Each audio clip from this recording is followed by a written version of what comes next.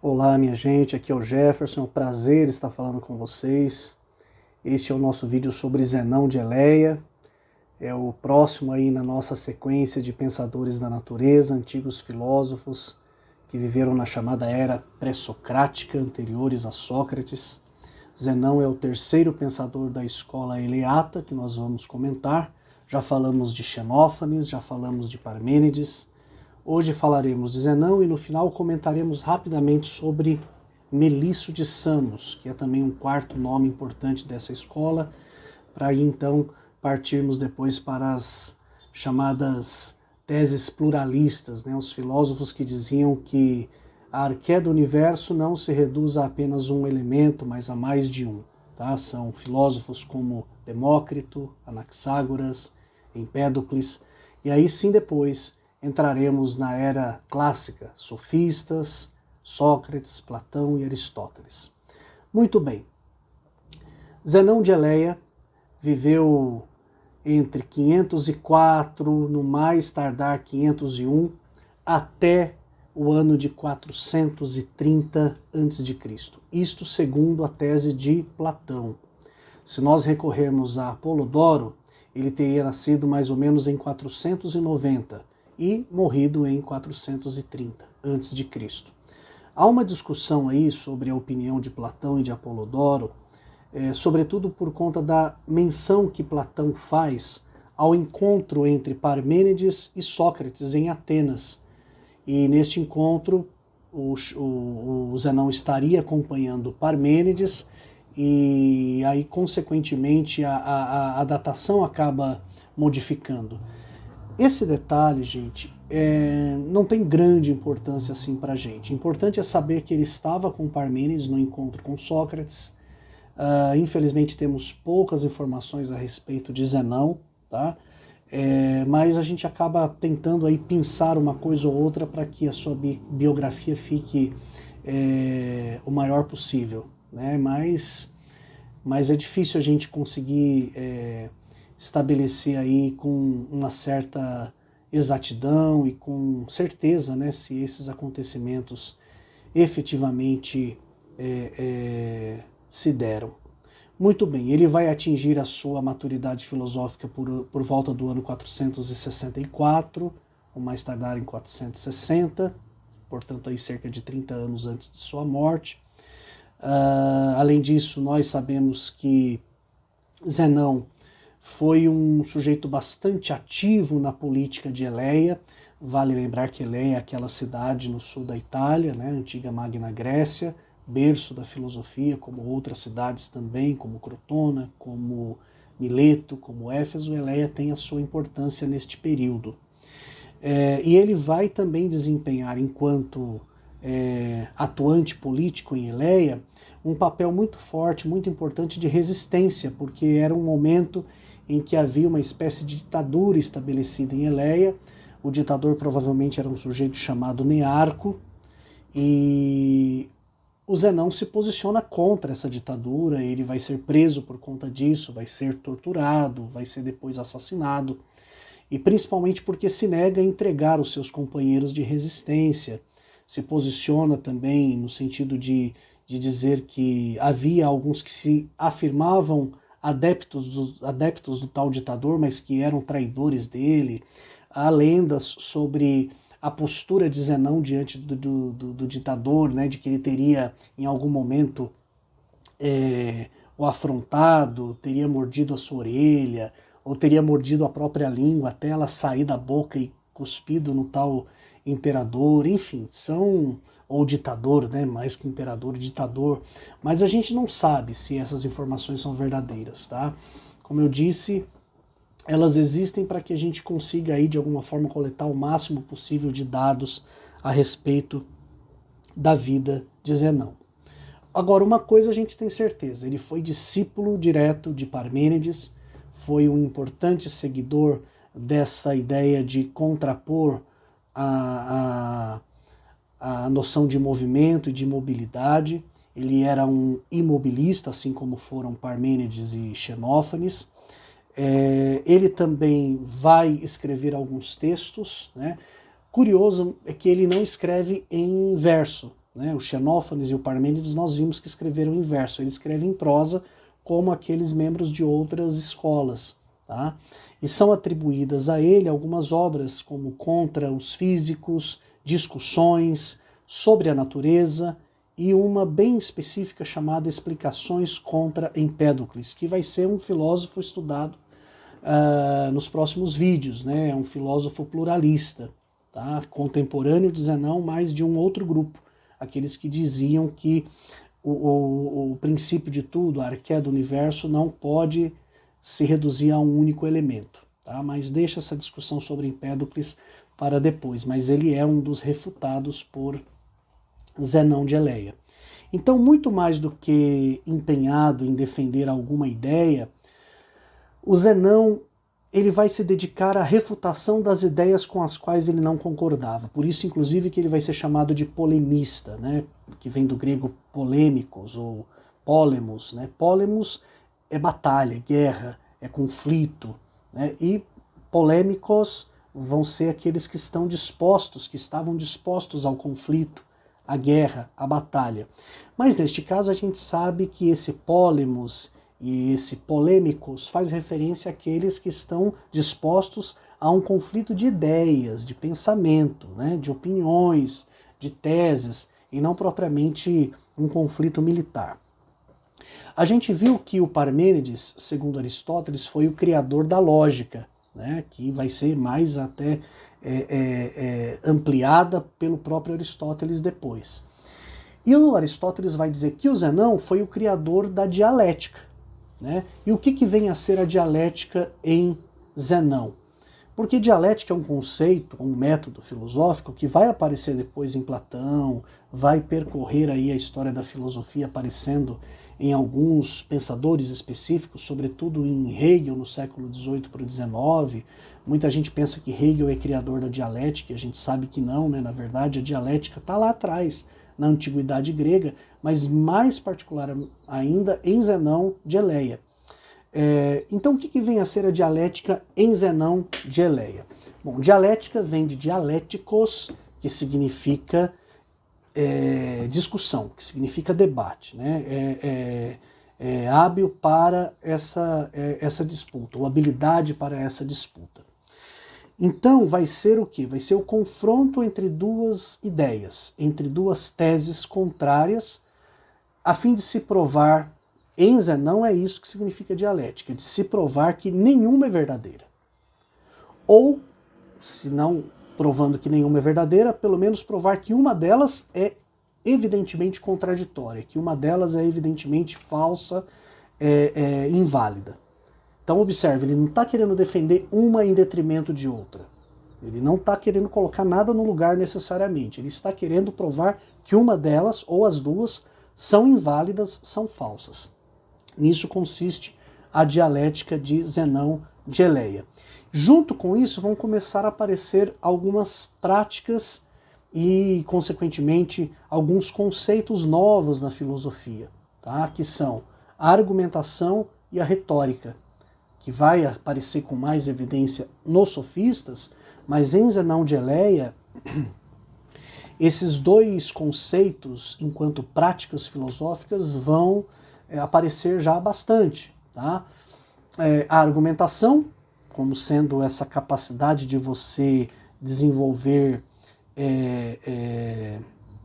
formas explicativas a respeito de algo, né? Você quer se posicionar a respeito de algo, você argumenta contra ou a favor daquilo, né? E que vai ser uma prática já muito presente no campo da política, depois no campo jurídico, mas que na filosofia começa a aparecer com Zenão e se consolida lá na frente com os sofistas. E a outra é a retórica. A retórica é a arte de discursar, de falar bem em público, de convencer através do discurso. É a eloquência, que os romanos vão chamar de oratória também. E todo bom orador, todo bom retor ou retórico, é aquele que pronuncia bem um discurso, que fala bem em público, mas não só isso. Ele fala bem com propriedade, com argumentos. Ele mostra que ele sabe do que ele está falando, que ele tem domínio sobre o tema ao ponto de convencer quem está ouvindo. Então o Zenão ele vai desenvolver o seu método de discurso e também de argumentação, não aqui necessariamente para provar alguma coisa, né? É como um método de prova para defender as teses de Parmênides, mas de maneira, digamos assim, indireta. Ele não quer provar as teses de Parmênides, mas ele quer provar a falha, a lacuna, a contradição, a irrelevância das teses contrárias a Parmênides. Esse é o ponto para o Zenão de Eleia. As teses de Parmênides já estavam sofrendo uma crítica muito forte, estavam sendo ridicularizadas, né, por outros pensadores, pela opinião pública, havia uma certa prevalência da posição contrária, que no caso era a de Heráclito, né? Então o que o Zenão vai fazer? Para defender o pensamento do seu grande mestre, Parmênides, ele vai tentar apontar os pontos fracos da posição contrária. Tá? Então, em linhas gerais, o Zenão ele argumenta contra aqueles que se posicionavam em defesa das noções de movimento e de multiplicidade. Tá? Como nós já vimos, são essas, inclusive, as principais ideias, as palavras-chave do pensamento de Heráclito de Éfeso, que era o grande opositor, o grande debatedor de Parmênides. Tá?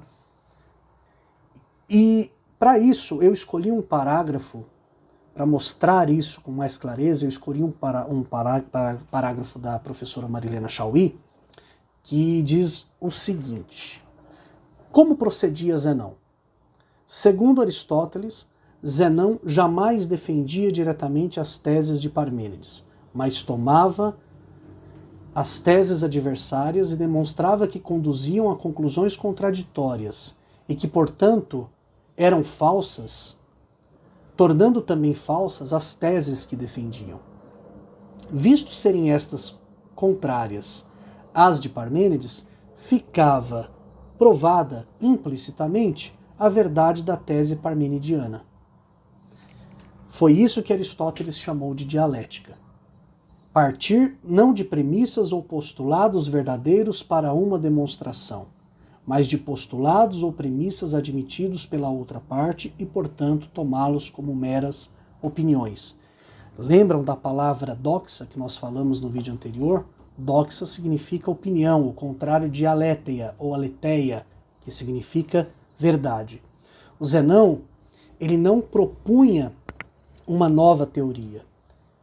Ele não propunha novas provas, uma nova tese, mas ele se concentra em demonstrar que as opiniões dos opositores de seu mestre Parmênides é que eram contraditórias, além de se basearem, segundo ele, na experiência dos sentidos, nas experiências sensoriais, né, e não na racionalidade. Esse era o ponto. Né? Eles diziam que estavam falando de algo racionalmente plausível, mas segundo Zenão, não estavam.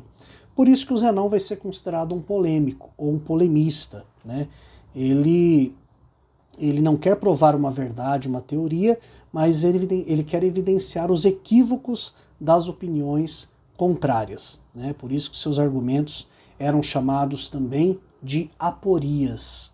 Ele vai ser então chamado de aporético. Né? Aporia significa dificuldade, necessidade, né? Aquilo que está faltando, né? E que permanece sem solução. Tá? Então ele vai ser um polemista e vai ser também um aporético. Né? Ele vai fazer aí as suas críticas sem necessariamente ver né? Ele não vai ver a necessidade de colocar alguma coisa no lugar. Né? Ele simplesmente combate a opinião contrária. Bom, na chamada doxografia, né, especialmente aquela que remete ao pensamento de Zenão, nós podemos encontrar 8 aporias. E essas 8 aporias estão distribuídas em 2 blocos. Um bloco composto por 4 aporias, né, que vão ser aquelas que estão registradas por Aristóteles, e outras 4 registradas por Simplício, que se sintetizam basicamente em 4 argumentos. Vale lembrar que essas aporias de Zenão pretendiam provar de maneira indireta a filosofia de Parmênides, portanto a ideia de unidade e de imobilidade. Né? O Zenão, como seu mestre, como Xenófanes, ele é um filósofo imobilista, tá? E não um filósofo de defesa do movimento e da diversidade e da multiplicidade, tá bom? E o primeiro argumento que nós vamos ver evidente no pensamento de Zenão é o argumento da divisibilidade, ilustrado por uma famosa historinha que é a de Aquiles e a tartaruga, que você já deve ter visto em algum lugar, em algum livro, em algum vídeo. Tá? Segundo Zenão, Aquiles, o grande herói,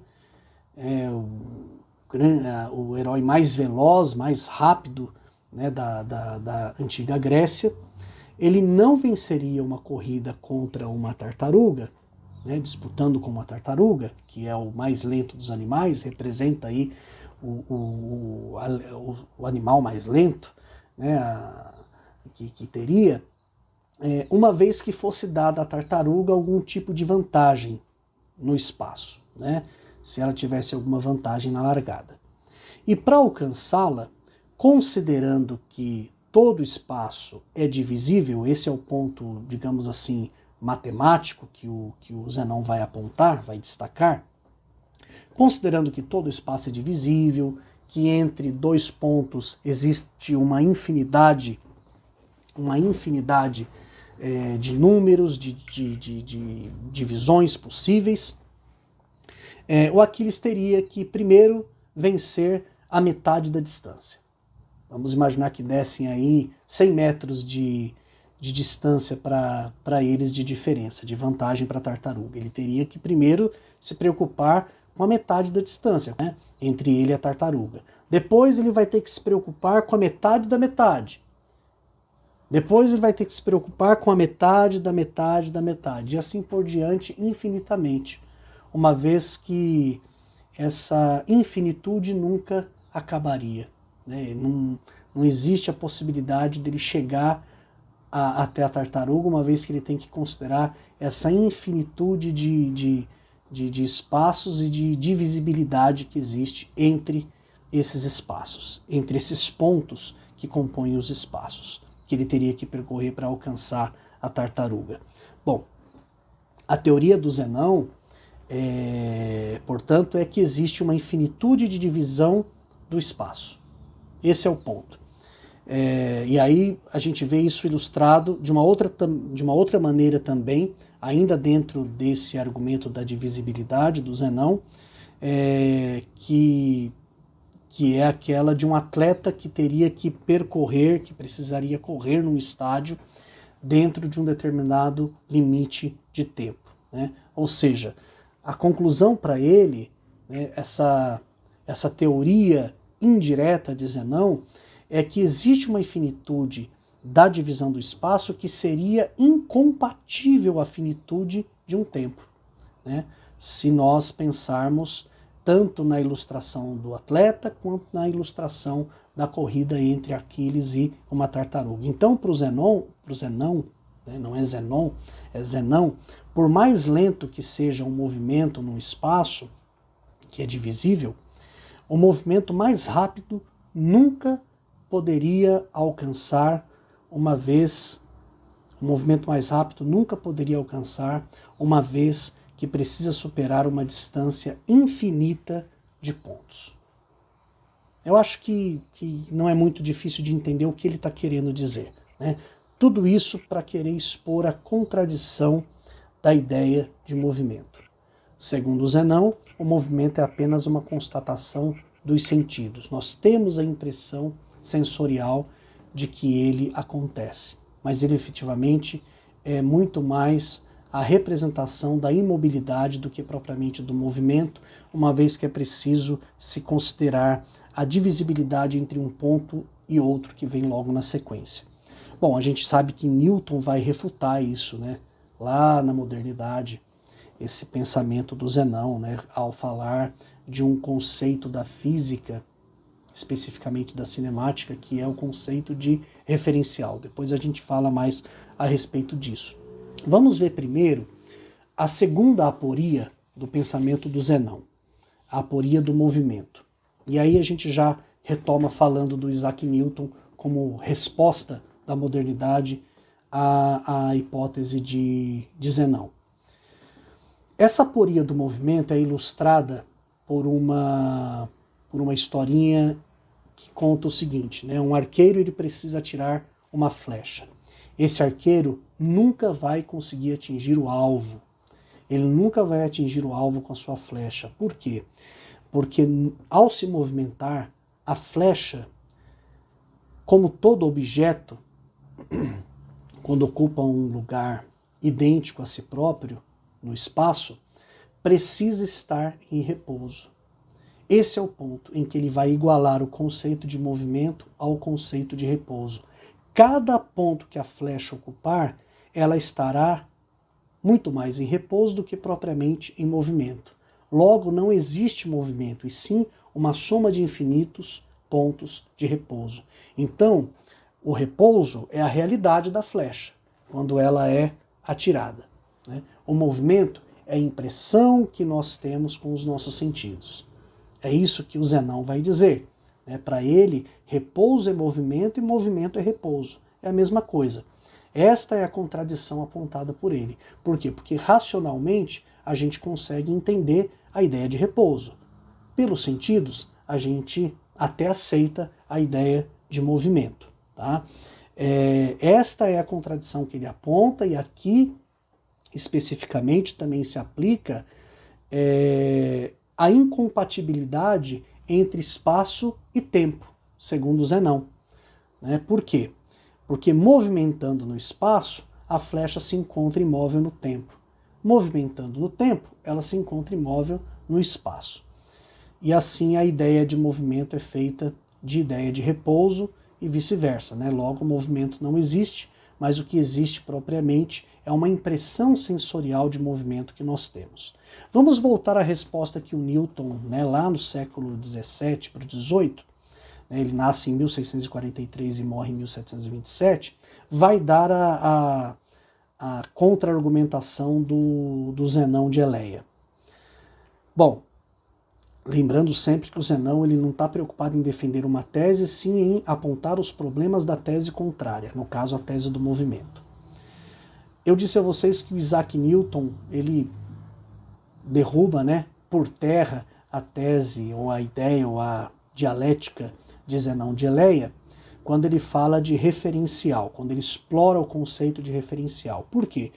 Porque Newton, de fato, muitos séculos depois, ele vai refutar esses argumentos ao trazer esta noção, quando ele nos faz perceber que os instantes não podem ser contados de maneira separada.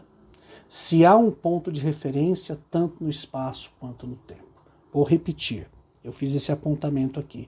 Os instantes não podem ser contados de maneira separada se há um ponto de referência tanto no espaço quanto no tempo. Isso me faz lembrar da ilustração que os professores de física do ensino médio usavam, eu imagino que os professores de hoje usam também ainda, falando, por exemplo, de um trem em movimento, ou um ônibus em movimento. E aí você tem do lado de fora uma pessoa observando e de repente se solta um objeto do teto desse trem ou desse ônibus. A pessoa que está do lado de fora ela terá a impressão que esse objeto ele vai ter até o chão ele vai ter uma trajetória diagonal, algo mais ou menos assim. Enquanto que quem está lá dentro do ônibus ou do trem, se aquele objeto se solta do teto, mesmo que ele esteja em movimento, aquele objeto não vai cair em um outro ponto, ele vai cair exatamente no ponto, como se fosse a 90 graus em relação ao ponto de onde ele se soltou. Você conseguiria colocar talvez ali uma régua entre o ponto em que ele sai e o ponto em que ele toca, você vai ver que teria 90 graus, que é diferente da percepção de quem está do lado de fora. É isso que eles mostram para a gente nas ilustrações, os professores de física, né? E é isso que nós vamos chamar, a partir de Newton, de referencial. Tá? A noção de movimento, a noção de repouso de um corpo, ela tem que ser relativa a um outro corpo.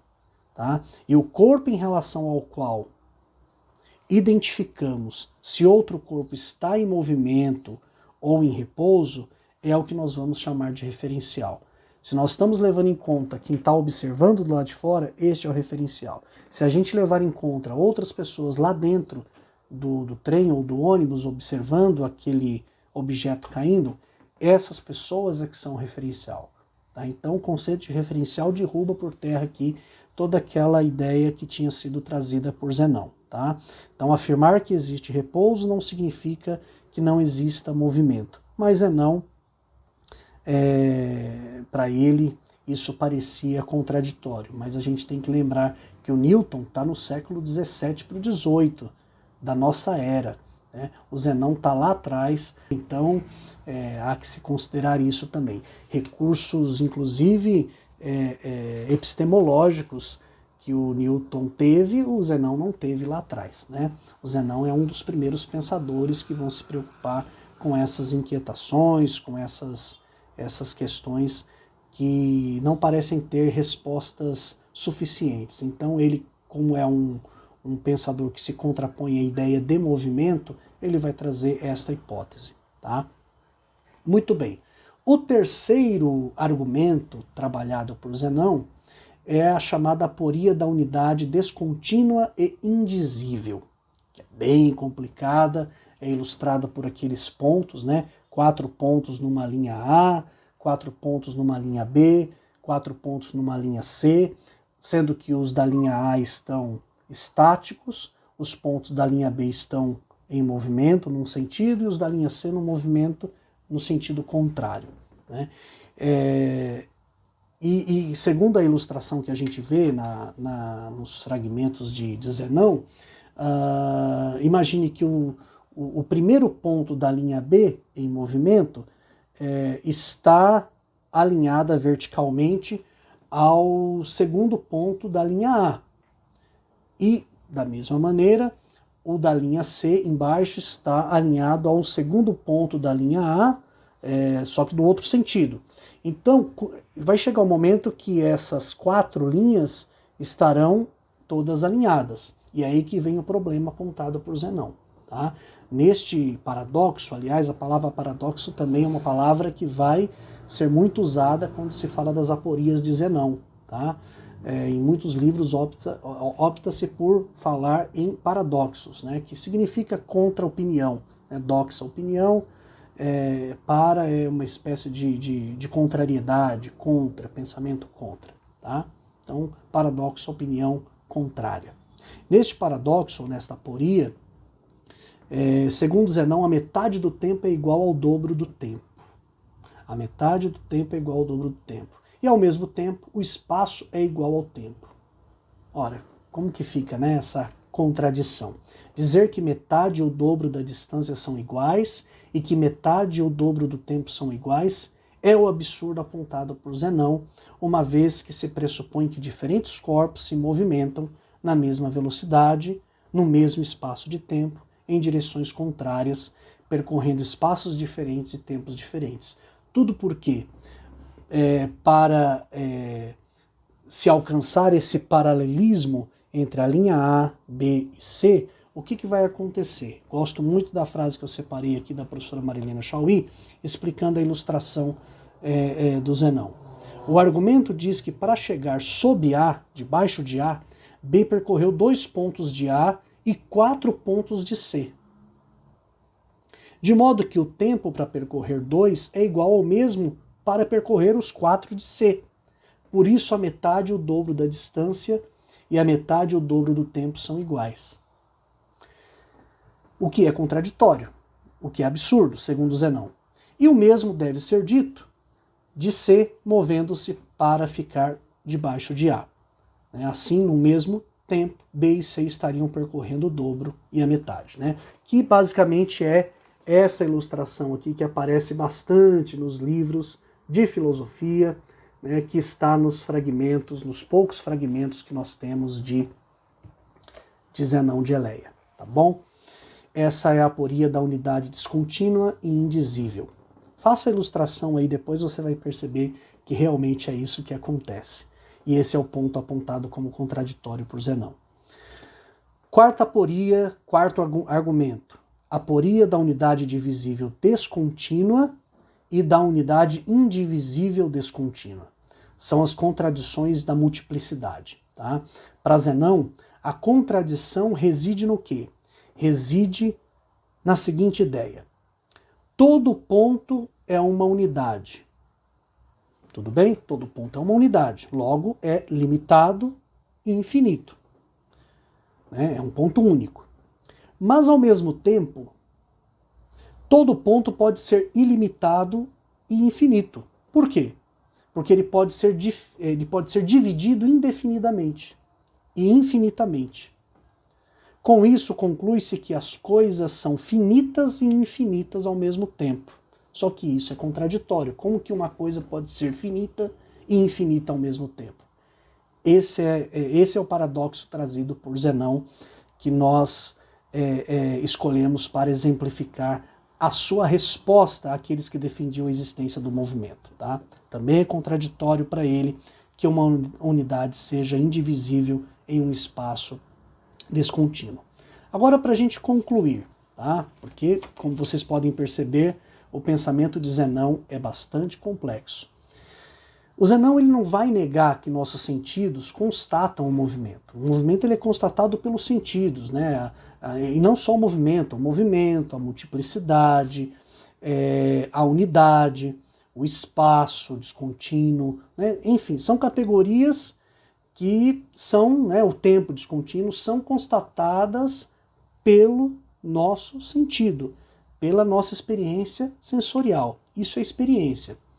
No entanto, ele entende que é preciso submeter essas percepções sensoriais e, consequentemente, as opiniões que decorrem dessas experiências dos sentidos ao crivo da lógica racional, uma vez que ele é uma espécie de racionalista lá da antiguidade, né, desse momento em que a filosofia ainda está nascendo.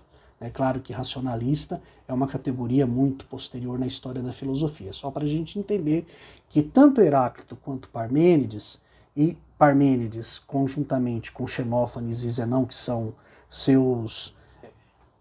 comuns, né, em termos de, são seus parceiros de ideias na escola eleata, tanto esse grupo quanto o grupo de Heráclito, que defende o movimento, vão dizer que são racionais as suas argumentações. Né? E a argumentação do Zenão é exatamente no sentido de dizer que não, é absurdo você dizer que é racional o argumento de Heráclito, porque ele está afirmando a existência do movimento. E a condição absoluta do movimento, da constante mudança, da multiplicidade. Por quê? Porque está provado, segundo ele, que essas percepções são apenas restritas às experiências dos sentidos, e não passando pelo crivo da racionalidade, da lógica racional. Por isso que para ele as percepções sensoriais que constatam movimento, multiplicidade, não são racionais, mas contraditórias e até absurdas. Então percebam, a grande inquietação do Zenão de Eleia é essa, é mostrar, muito mais do que defender uma ideia nova, ele quer defender indiretamente o pensamento de seu mestre Parmênides, mostrando o erro, o equívoco das teses contrárias.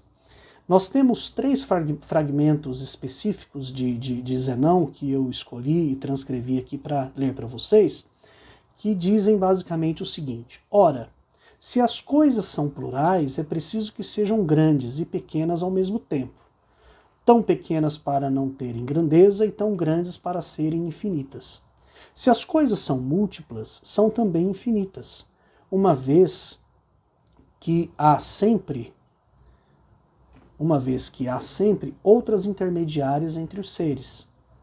E, novamente, outras no intervalo entre estas, e assim os entes são de número infinito. Então, esses fragmentos nos ajudam a perceber o que por detrás dessa escrita, que é muito escassa, que sobrou, né, que chegou até nós do Zenão estão querendo dizer, o que esses fragmentos querem dizer. Tá? E, mais uma vez, vale reforçar, o Zenão é um continuador do pensamento do Parmênides e um defensor das ideias do seu mestre, muito mais do que propriamente um pensador que traz uma nova ou uma ampliação, né, da sua teoria de defesa do imobilismo. Eu disse para vocês que além do Zenão, também tem mais um outro pensador na escola eleata, sobre o qual nós temos poucos fragmentos, temos 10 fragmentos, além da doxografia, tá? Que é o Melício de Samos. Melício de Samos nasce em 470, mais ou menos, e morre em 430 a.C. Ele é importante também, né? É um seguidor de Parmênides também, mas ele é muito mais crítico dos pitagóricos, tá? Também faz críticas a Empédocles.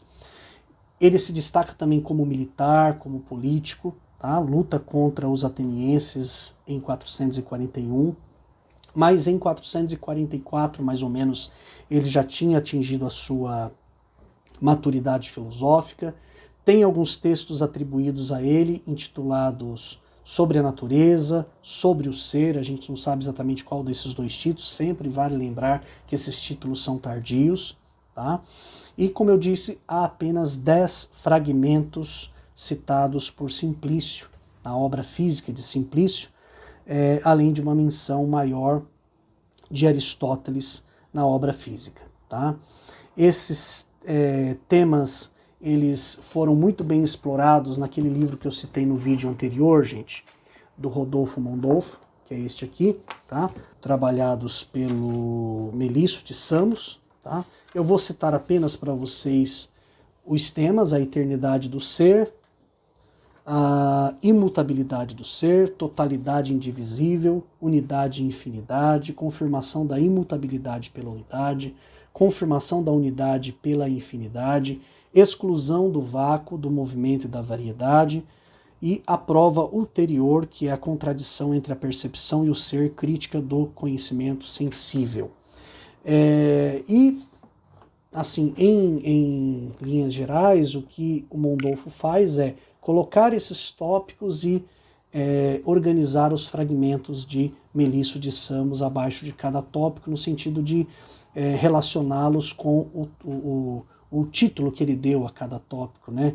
Como que tentando dessa maneira interpretar o pouco que nós temos deste pensador, tá bom? Muito bem, minha gente. Aqui a gente encerra a escola eleata.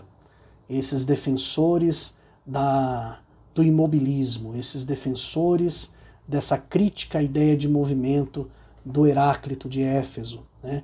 Esses defensores da ideia de que o ser é, o não ser não é, que não existe constante mudança, né? Que as coisas são as mesmas sempre, os princípios são os mesmos sempre. Lá na frente, com Sócrates, Platão e Aristóteles, a gente vai ver uma tentativa de reunir essas duas escolas como sendo importantes para o pensamento filosófico ocidental dali para frente, identificando não apenas as divergências, mas as complementaridades entre Heráclito e Parmênides, tá? Mas deixa isso para quando a gente chegar na filosofia clássica. A partir do próximo vídeo nós vamos estudar os pluralistas. Vamos começar por Empédocles, passamos depois por Anaxágoras e depois fechamos com Leucipo e Demócrito, e aí sim terminamos os filósofos da natureza, tá bom? Espero que você tenha gostado, que você esteja gostando, que você possa curtir esse vídeo no YouTube, porque vai nos ajudar a impulsionar essa iniciativa, e no próximo vídeo a gente vem aí com um novo tema. Lembrando que antes de entrar na filosofia clássica, a gente vai fazer também mais uma bateria, um vídeo especial de testes de vestibular e de Enem sobre esses que nós temos tratado mais recentemente, tá bom? Um grande abraço, muito obrigado e até o próximo vídeo. Valeu!